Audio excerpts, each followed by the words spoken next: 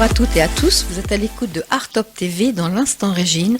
Aujourd'hui, moi j'ai le plaisir de recevoir l'écrivaine, la romancière Michel Dassas. Bonjour Michel. Bonjour Régine. Comment allez-vous? Ah, très bien, je suis ravie. Et puis bien sûr, notre poétesse que je ne présente presque plus, Patricia Georgie. Bonjour tout le monde. Bonjour Michel. Bonjour Patricia. Bonjour Marie-Gine. Bonjour Bon, Patricia. écoutez, on va parler on continue. Bien sûr. On va parler de femmes. On n'a pas pu faire la journée de la femme. Donc aujourd'hui, Qui était le 8 mars. voilà, on reçoit sur toutes nos émissions Des femmes qui sont à l'honneur. des femmes à l'honneur. Voilà. Et on va parler d'une femme. Bien sûr, bien sûr. Michel, vous avez à votre actif plus d'une vingtaine de livres, je crois. Maintenant, oui.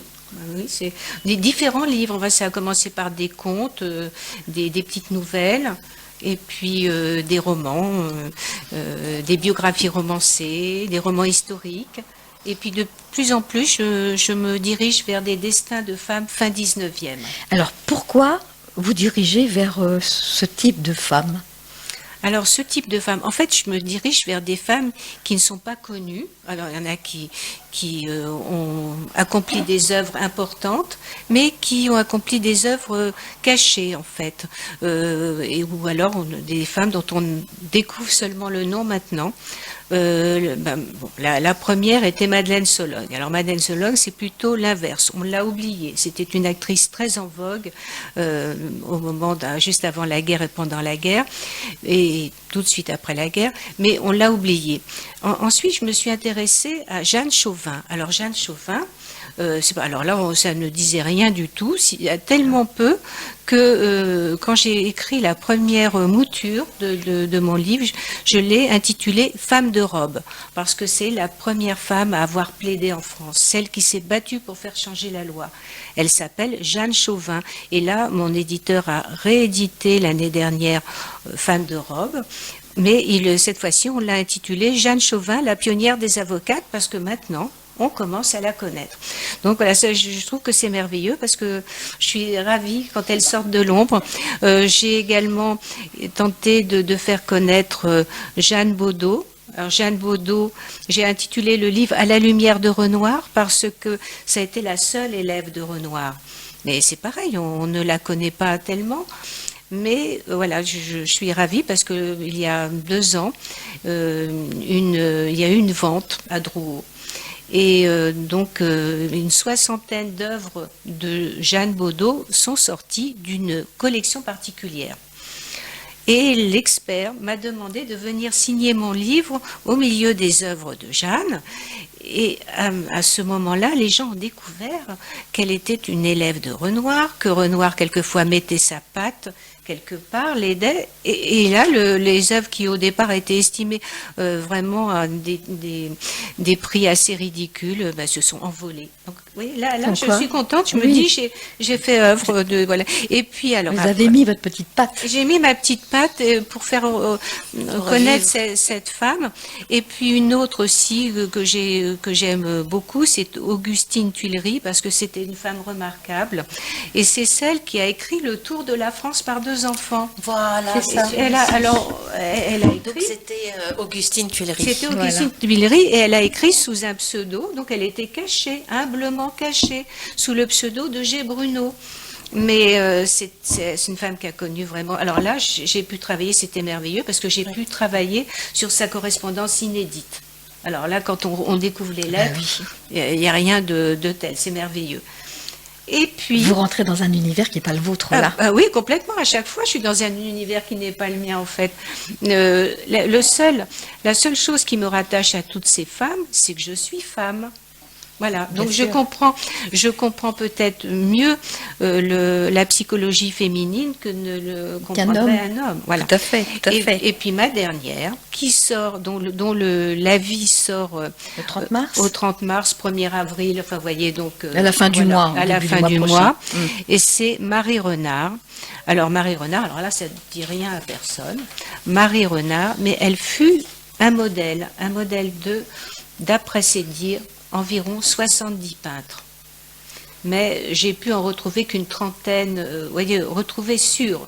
Là, quand elle les citait, où il y a des œuvres où on retrouve, le peintre donne le nom du modèle. Modèle. Mais ma question que je voulais poser, justement, c'est l'occasion.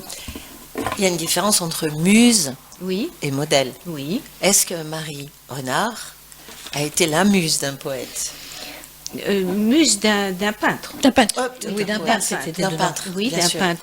Alors, elle l'a peut-être été. Apparemment, c'est très compliqué. Le mécanisme du peintre est très compliqué à analyser. Donc, c'est un expert en art qui est mon préfacier, qui est Stéphane Jacques Haddad, qui m'a un petit peu initié à ça en me disant qu'en fait, souvent le peintre, il se sert du modèle comme base de ce qu'il a dans la tête. Et donc, ce corps ou ce visage sert en fait à transmettre l'image souvent idéalisée qu'il a Donc, elle a été, pour certains, une muse. Pour certains, juste un modèle, mais elle était tellement charmante, elle avait une personnalité tellement attachante que je pense qu'il y avait plus pour certains peintres. Qu'une muse. Oui, qu'un Qu'un modèle. C'est-à-dire que, parce que comme vous dites, le modèle reste un peu figuratif, alors que la muse, on le voit par Tout le exemple temps. pour Picasso, Oui. la bouche elle va partir de là. Oui, ben voilà. Mais pour le peu, en vivant avec la personne, ça lui a inspiré. La muse est inspiratrice. Oui, et comme certains. Le modèle, il est figuratif plus. Non, c'est ça que je Oui, veux dire. oui, Voilà. oui, c'est vrai. Et puis, apparemment, les deux peuvent cohabiter dans la même personne. Aussi. Et oui, elle a été appelée le phénix des modèles. Donc c'est pour ça que je me suis quand même, j'ai voulu, et puis savoir un aussi- peu plus sur elle. Voilà, et puis elle a trempé dans une. Dans un milieu très... Oui, et puis elle a trempé dans une histoire bien malgré elle, dans un scandale, le scandale de la femme au masque, qui avait fait couler beaucoup d'encre à la fin du 19e et encore plus d'encre au début du 20e. Donc, alors la femme au masque était tout simplement une femme nue avec un loup noir sur les yeux, et c'est Gervex qui a peint ce tableau, donc en 1886, qui est sorti en 1886 et qui, pour l'époque, voilà. C'est un peu scandaleux. Voilà. Donc, alors. Et il y avait en fait deux versions. Il y a certaines femmes qui étaient là à dire oui, mais c'est moi qui ai posé, parce que c'est un corps magnifique. Alors, justement, excusez-moi de vous interrompre, moi j'étais surprise en lisant votre livre que les peintres pouvaient prendre 3 femmes pour le même tableau. Oui. Ils prenaient soit la tête, le corps. Oui. Ça, j'ai découvert ça à travers votre livre. Oui, ça se Tu savais, faisait. Patricia? Ça se faisait quelquefois, quand elle disait, ça se faisait par bout recollé. Donc il y en a qui prenaient une belle main, un beau pied, mais quelquefois, quand vous aviez vraiment un modèle parfait, comme elle l'était, elle avait un corps parfait, un visage parfait, elle était très belle. Une belle rousse avec des yeux très clairs. Mais alors, curieusement, quelquefois, la belle rousse devient brune ou blonde. Et dans La femme au masque, elle est blonde. Et certaines Je crois personnes. que le tableau qu'on a vu, il l'avait fait brune. Oui, d'accord. tout à fait. Il l'a fait de différentes façons. Mais ça fait scandale, cette toile. Ah, oui. Elle a fait scandale. Alors, ça a fait surtout scandale, enfin, sur le moment, mais elle était cachée par ce loup. Donc, alors bien sûr, le peintre, ça a surtout causé des ennuis à Gervex, parce qu'il a été obligé de se battre en duel. Mais plus tard, après, par la suite... Voilà, le hein, scandale est vraiment venu au début du XXe siècle, quand il y a eu un procès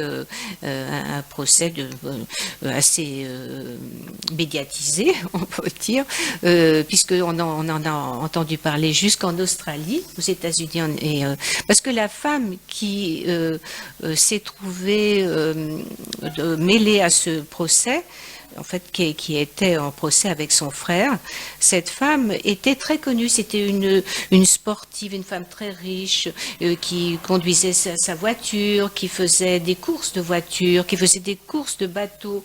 Enfin, une sportive, la Valkyrie aux yeux verts, on l'appelait cette femme. Et bien, lors d'un procès avec son frère, l'avocat a sorti une photo de la femme au masque, en disant, vous voyez, comme cette femme est une femme de petite vie, Vertu. c'est elle qui a posé pour la femme au masque. Voilà.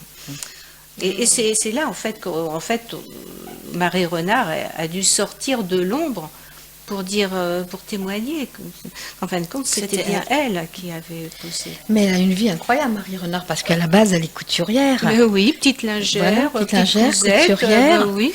Et puis bon, elle a plu à cette. Alors moi, j'étais un petit peu étonnée que Marie Cassatt, qui l'a découverte la Oui, première, oui. elle l'a prêtée aux autres peintres.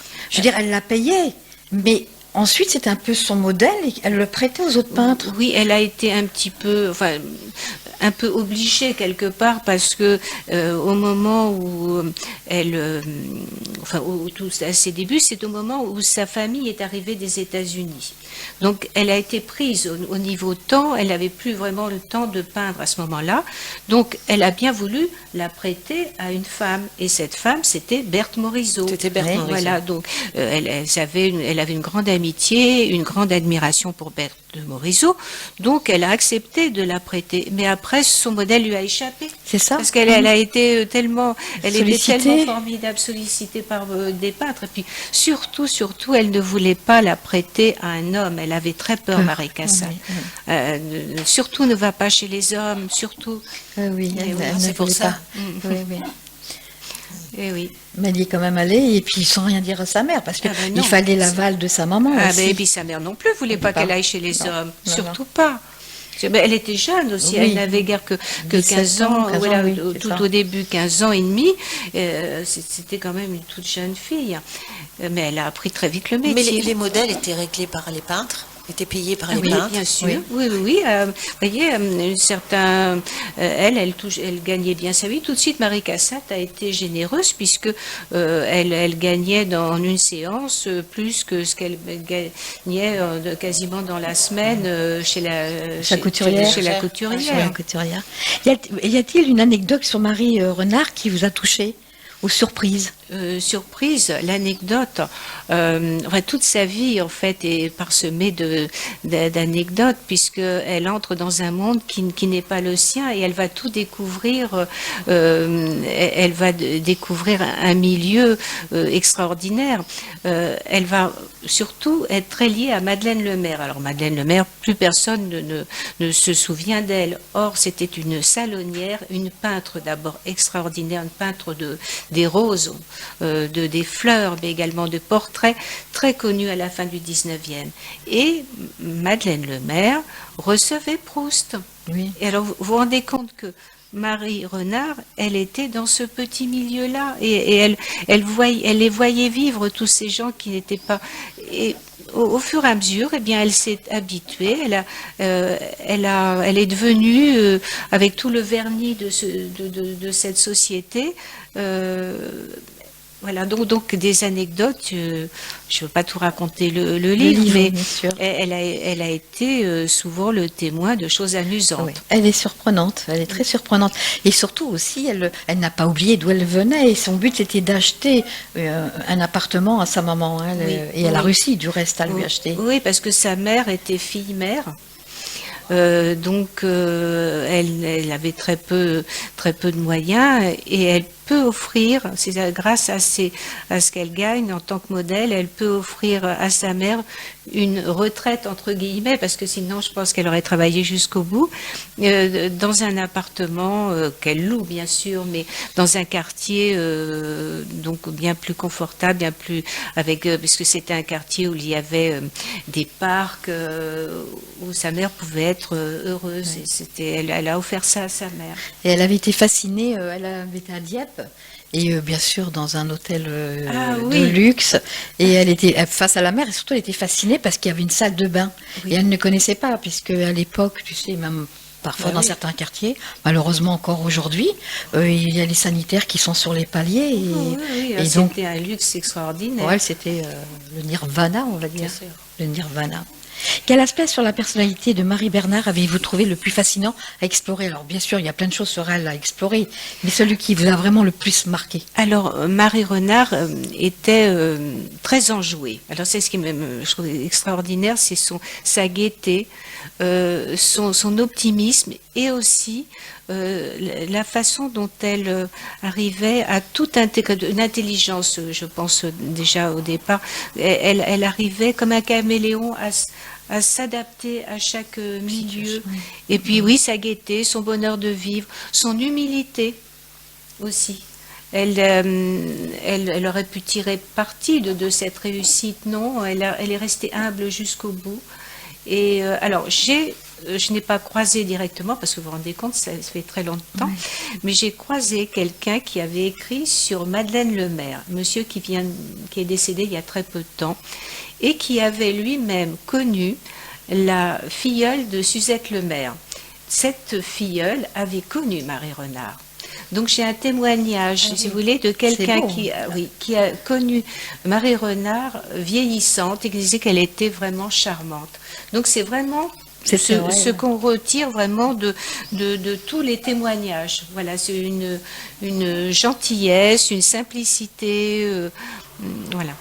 Moi, il y avait une question que je voulais vous poser, mais ça c'est sur vos écrits en général. Pourquoi la fin du 19e? Pourquoi pas la fin du 18e aussi? Oui, non, ça me semble beaucoup trop loin. Alors moi, j'ai vraiment l'impression d'avoir connu cette époque.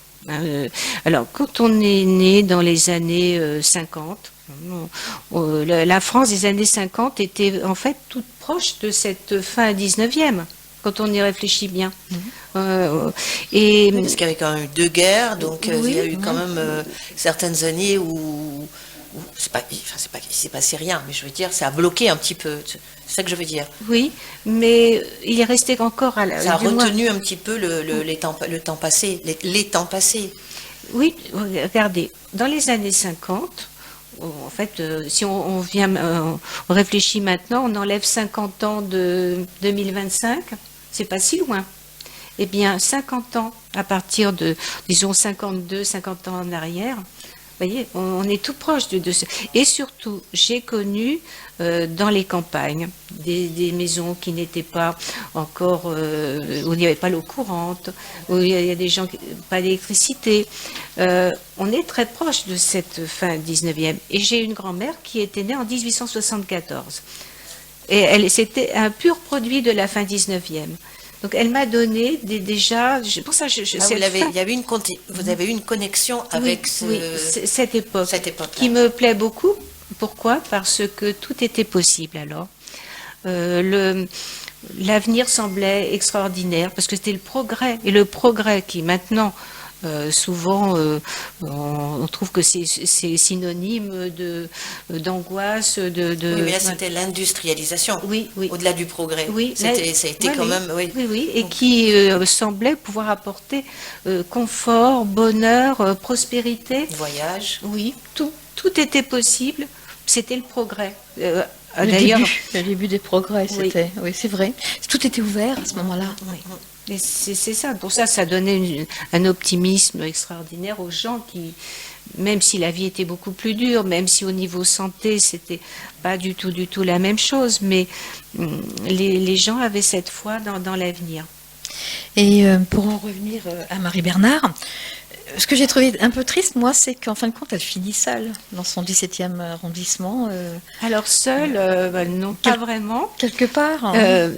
Pas vraiment. Vous savez, puisque vous avez lu, vous savez qu'elle avait un amour, voilà, un amour contrarié, mais elle va quand même s'occuper de cet amour contrarié jusqu'au bout, jusqu'à la mort de cet amour contrarié. Oui, parce qu'elle est tombée amoureuse d'un homosexuel.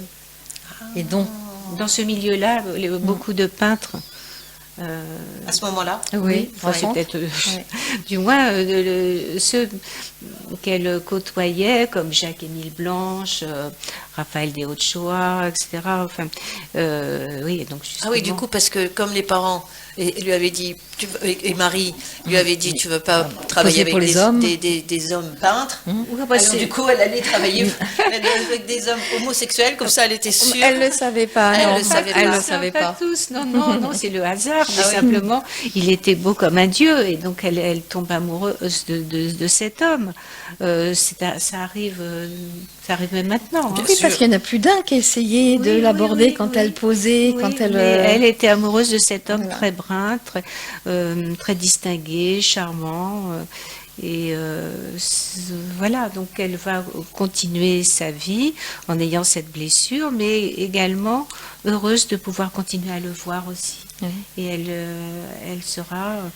Là, je ne veux pas tout révéler. Il a eu peur, lui, quand il lui a annoncé qu'il aimait les hommes, il a eu peur qu'elle travaille plus pour lui. Hein. Oui, sûrement. Et puis sûrement, il a eu peur de la blesser, de lui faire beaucoup de mal. Il ne voulait pas lui faire du mal. Il aimait bien sa Marie. Bien sûr. Mais voilà, il avait sûrement dû aussi contrarier d'autres femmes avant. Mais voilà, donc... Et c'est vrai qu'à la base, elle était pudique, elle ne voulait pas poser nue. Et le peintre lui avait dit, mais si tu veux avancer, il faut savoir poser nue. Pour faire carrière, il fallait poser pour l'ensemble, on disait. Oui. Poser pour l'ensemble. Et il faut s'y prendre. C'est Gervex qui arrive le premier à la faire se dénuder. Et il commence à dire, bon, on verra pas ta poitrine, ça, on verra là, on verra juste. Et puis après, de fil en aiguille, elle s'est posée entièrement nue. Oui, et puis elle s'est habituée, comme la plupart des modèles qui posaient nus.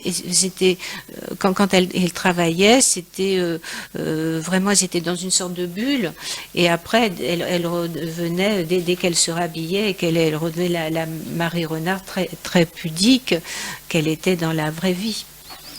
Je voulais vous demander, parce que quelle source de documentalisation vous vous êtes servi pour savoir la vie de Marie Bernard? Parce que dans votre livre, il y a énormément de recherches. On voit que vous avez passé beaucoup de temps à peaufiner ce livre. Alors, je me suis beaucoup documentée sur... alors, d'abord sur les peintres. Donc, mais sur les peintres, j'ai lu différents livres. Vous savez, c'était la mode dans les années 20 pour les peintres de raconter leurs souvenirs. Et il y a des peintres qui ont parlé de Marie Renard. Mais la grande chance que j'ai eue, c'est justement qu'elle a donc trempé bien involontairement dans ce scandale qui a fait qu'on l'a beaucoup interviewée à l'époque. Et puis comme elle était aussi un modèle très aimé, il y a quelqu'un Paul Dollfus, qui a écrit à la fin du 19e siècle un livre sur les modèles. Et elle a été là aussi largement interviewée. Voilà. Donc, et puis c'est le témoignage de cette dame qui l'avait connue. Petit bout par petit bout, j'ai fini par retrouver mais ça m'a pris plusieurs années. Plusieurs années. Plusieurs années. Vous posez la question. Un livre comme ça, en combien de temps on peut l'écrire? J'ai commencé, il y avait plus de 4 ans de ça, et j'ai travaillé par petits bouts, et puis jusqu'à la fin. À la fin, j'ai encore retrouvé des nouvelles choses et j'en retrouverai sans doute après, parce que je n'ai pas trouvé tous les tableaux qui la représentent.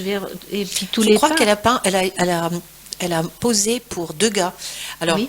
Pour le peu, on connaît les danseuses, mais maintenant quand j'ai vu ça, je crois me rappeler de tableaux, et en effet, ça devait être elle. Ah bon? Ouais, oui. Ouais. Il n'y en a pas beaucoup. Non. Mais quand vous allez, par exemple, sur une expo de gars entière, il y a... J'ai l'impression je crois que c'est en effet elle. Oui, parce que c'est difficile. Quand c'est pas, par exemple, et il mettait quelquefois Marie Renard sur un hamac, Marie Renard au bureau. Bon, voilà, quand c'est bien identifié et même daté, c'est facile. Mais même là, elle est différente sur des tableaux différents. C'est une autre Marie Renard qui le représente en plus. Donc des fois, elle est plus ronde, des fois, elle est plus creuse. Oui, c'est ça. Et très souvent, moi, dans votre livre, c'est ce que qui m'a interpellée, c'est qu'elle posait de profil parce qu'ils aimaient sa nuque. Oui. Elle n'était pas souvent de face, à vrai dire. Non, très rarement. C'est pour ça que ça m'aurait bien arrangé qu'elle soit de face. Oui, mais souvent, elle était effectivement...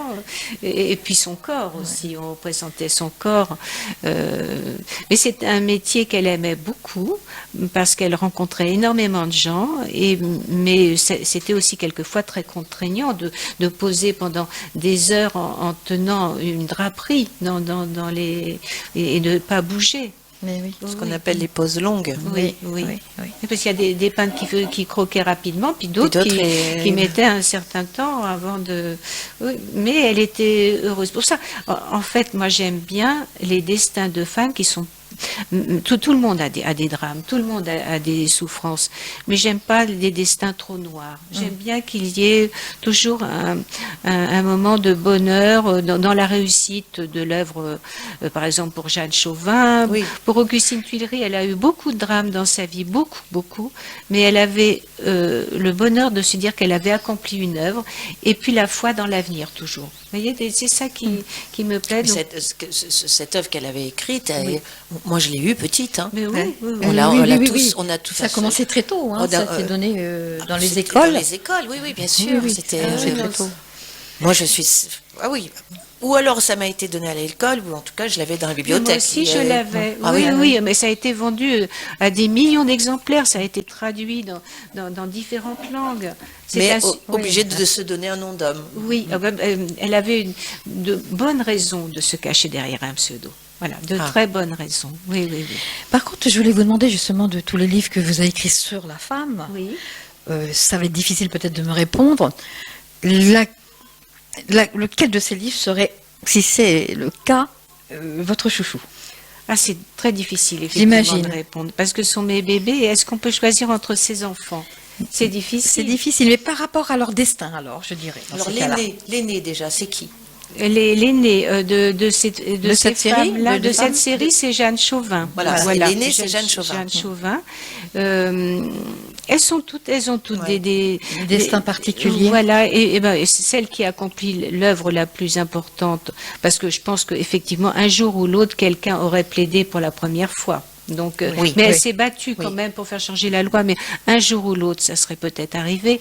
Mais Augustine Tuileries a vraiment fait une œuvre qui a formé 3 générations d'écoliers. Qui est voilà donc mais par contre alors elle complètement cachée derrière son pseudo de G. Bruno. Et puis Jeanne Baudot, bon, elle, c'est une belle réussite, mais elle a aidé Renoir aussi quelque part, puisque il y a des œuvres qu'il n'aurait peut-être pas réalisées si elle n'avait pas été là. Avec lui. Elle l'a stimulée, elle était beaucoup plus jeune que lui, elle avait cet enthousiasme de jeune fille, et par exemple, une fois qu'ils étaient en train de peindre, ils avaient tout préparé pour peindre dans un jardin. Donc, mais il y a un moment bien précis, parce qu'après, quand l'effet est passé, c'est trop tard. Et ils étaient invités à table chez des gens très dans le Midi, chez des gens très importants, conseiller général, et Renoir, il n'osait pas quitter la table. Et c'est elle qui a dit, voilà, vous venez nous excuser, nous ne prendrons pas de dessert. Il est temps qu'on aille peindre. Notre effet sera passé. C'est des choses comme ça qui changent, voilà. Mais c'était donc elle peignait elle aussi. Ah oui, elle était élève, mais elle peignait. Mais elle n'a pas fini en hôpital psychiatrique, elle. Ah non, pas du tout. Non, je pense à Camille Claudel. Non, elle, ça a été la joie de sa vie. Elle est sculpteuse, Camille Claudel. Non, mais pour peu, c'était une élève de Rodin, et s'ils n'étaient pas tombés amoureux, bien sûr, sans doute aussi. Non. Mais est-ce qu'elle a eu un destin moins tragique? Ah ben oui, pas tragique du tout, puisque la peinture a rempli sa vie de joie. Ce qu'elle cherchait, c'était toujours la perfection. Elle cherchait la beauté pure, vous voyez, la beauté pure. Donc, quelquefois, elle détruisait ses toiles ou elle les mettait à la poubelle, ce qui faisait le bonheur du restaurant du coin qui allait rechercher la toile pour la mettre dans le restaurant. Oui, donc, mais c'était une originale. Voilà, une originale. Alors, je voulais aussi vous poser la question. À la base, vous n'étiez pas écrivaine? Non, j'écrivais pour moi, mais je publiais pas. Mais vous étiez dans le logiciel. Alors j'aime bien comment créer. Vous en êtes venu à publier des romans? Donc effectivement, j'aime bien créer. Alors, vous savez, je faisais des logiciels éducatifs, mais déjà, j'inventais des histoires dans mes logiciels éducatifs. Et puis après, je me suis intéressée à mon patrimoine local, parce que j'étais élue au sein du conseil municipal et on m'avait confié le tourisme. Alors pour promouvoir les lieux, j'ai eu l'idée d'abord d'écrire un feuilleton et ensuite des contes, des petites nouvelles. Et puis voilà, de fil en aiguille. À Marie Bernard. Renard. Renard. On dit Bernard souvent. Ah, ouais. Non, c'est Marie Renard. Renard, pensez à l'animal. Voilà. Et vous avez déjà une idée pour une prochaine femme du fin 19e? J'en ai plusieurs, donc il faut que je fasse un choix, parce qu'il y a plusieurs destins qui m'attirent, et il faut que je réfléchisse bien. Mais il y a plusieurs destins qui m'attirent, mais toujours fin 19e. Ouais. Mais oui, parce que si ça va vous prendre peut-être encore 4 ans d'écriture. J'allais dire 2 ou 4? Ça peut être 2 ans. Minimum 2, mais 4 quand tu recherches. Voilà, oui, voilà. C'est parce que il y a eu le Covid, il y a eu tout ça. Donc, entre-temps, j'avais écrit aussi un autre livre, mais quelqu'un qui n'avait rien fait spécial. Mais justement, c'est le Covid qui m'avait donné envie qui m'avait donné le temps de faire ses recherches. Voilà, sur une femme qui était juste quelqu'un de ma famille. Voilà. De temps en temps, on peut aussi s'intéresser. Et ce Covid, il n'y a pratiquement pas un invité ou une invitée qui ne va pas nous parler de quelque chose qui a été fait à l'époque du Covid, puis qui sort maintenant, ou c'est ce que disait nous, des Montis qu'on a reçus à la prochaine dernier enregistrement. Voilà, il y a... Oui, ça, je pense que c'était un moment de calme. Quelque part quand même, presque de recueillement. Oui, nous faire du bien finalement. Je pense qu'il même s'il y a eu des moments peut-être de conflit. Bien, c'est peut-être un grand mot quand même, je trouve. Moi personnellement, ça m'a fait beaucoup de bien. Moi, j'ai pris ce temps calme. Ah oui. Je l'ai vraiment pris comme une grâce. Mais surtout, ce qui était merveilleux, quand j'étais à la campagne, j'ai retrouvé la campagne de mon enfance. Plus d'avions, plus de bruit de voitures. À ce niveau-là, oui. Ah, mais on entendait les oiseaux. Oui, ils parlaient plus fort que nous. Donc là, c'est un moment de grâce. C'est vrai qu'il y a des animaux qui sont sortis de la forêt, qu'il n'y a pas en temps normal. Tout à fait. Oui, non, c'était un moment, effectivement, une parenthèse. Et souvent, ça a déclenché des gens qui se sont soit découverts des travaux, dans des domaines, soit des fois carrément des découvertes sur quelque chose. Oui. Qui ne savaient pas. Il y a des gens qui ne savaient pas qu'ils étaient capables de faire telle chose, puis qui se sont lancés, qui ont fait. Comme quoi, à toute chose, malheur est bon. Exactement. Donc, sortie de Marie Renard, le 30 mars ou début 1er avril, mais ce n'est pas un poisson. Voilà. Alors, si les gens souhaiteraient acheter ce livre, qui est très intéressant, où est-ce qu'ils peuvent aller? Écoutez, j'espère que beaucoup de librairies le commanderont. Sinon, bien sûr, il y a toujours les grandes surfaces. C'est Ramsay, hein? Oui, c'est Ramsay. C'est Ramsay. Donc, la Fnac, Cultura... puis bien sûr Amazon, enfin on peut le trouver à partir du 30 mars, mais surtout commandez-le déjà en précommande chez votre libraire. Faut faire travailler les libraires. Bien sûr. Oui. Vous avez des signatures prochainement? Alors oui, là il ne sera pas sorti là. La première sortie, ce sera au salon de Montaigu près de Nantes, le 30 mars. Okay. Et puis après, j'ai pas je me rappelle plus exactement des dates, mais j'aurai plusieurs salons. Il y en a un, je me souviens, il y a la librairie éphémère de Paris 5e, ça doit être début juin, je serai présente également. Mais avant, là, sur le moment, puis également des choses en province. Mais il y a des... Vous êtes sur les réseaux sociaux? Oui. Donc les gens peuvent savoir à la limite où est-ce que vous allez vous présenter. Oui, je suis sur Facebook. Et puis je mettrai sur mon site, j'ai un site aussi, je vais mettre les prochaines dates. Vous pouvez dire votre site, s'il vous plaît? C'est micheldassas.com, tout simplement. Voilà. Donc vous me trouvez, vous faites... si vous tapez mon nom, vous allez trouver facilement, oui, sur Internet. Tu avais des choses à dire encore, Madame Dassas? Non, moi je suis fascinée par cette période-là en fait aussi. Donc c'est pour les peintres, pas culturellement, artistiquement, ça a été fait fusion de gens qui se sont... c'est une période très riche, très très riche. Et là j'étais en train de m'imaginer Marie Renard, modèle, donc parce qu'elle a connu l'Art Nouveau. Oui. Alors moi je suis passionnée d'Art Nouveau et dans les figurines, dans les figures de femmes avec tous leurs cheveux, il y a des rouquines. Oui, c'était la grande. Et je me demande si éventuellement, voilà. Et c'était la fin pour elle. C'était la fin pour elle. Voilà. Donc elle a pas. Oui. Elle est arrivée au bon moment. Oui. 63, elle est née en 63. 61. 61. Enfin décembre 61, le 2 décembre 61. Mais le dernier portrait que j'ai trouvé d'elle, qui est donc réalisé par Louise Abema, date de 1914. Le dernier portrait d'elle, elle n'était pas toute jeune. Elle n'était pas toute jeune. Mais là, l'Art Nouveau, c'est 1880. Non, elle a pu poser. Bien sûr. Même à 50 ans. Tout à fait. Parce qu'elle est morte, elle avait 70 ans, c'est ça? Elle avait 92 ans. 92 ans. Oui. Donc, ça, c'est un truc que j'aimerais bien savoir si elle a posé. Maintenant que vous m'avez parlé d'elle. Ah, moi aussi, je vais continuer ma recherche. Oui, bien sûr, je vais découvrir sûrement plein de choses parce qu'il y a peut-être des gens qui me diront: ah, moi, j'ai un portrait d'elle, c'est signé de tel artiste et il y a marqué Marie Renard. Ça peut arriver. Donc, voilà, c'est une belle aventure. Ben, je remercie beaucoup Merci Michel beaucoup. Dassaz Merci d'être à passé vous. dans l'Instant Régine. C'est moi qui vous remercie. C'est un grand plaisir. À très bientôt. Et n'oubliez pas, sortie du livre, Marie Renard, fin mars, début avril. Les éditions Ramsay. Merci Patricia. Au revoir. À bientôt. À très bientôt. Au revoir. Merci Michel. Merci.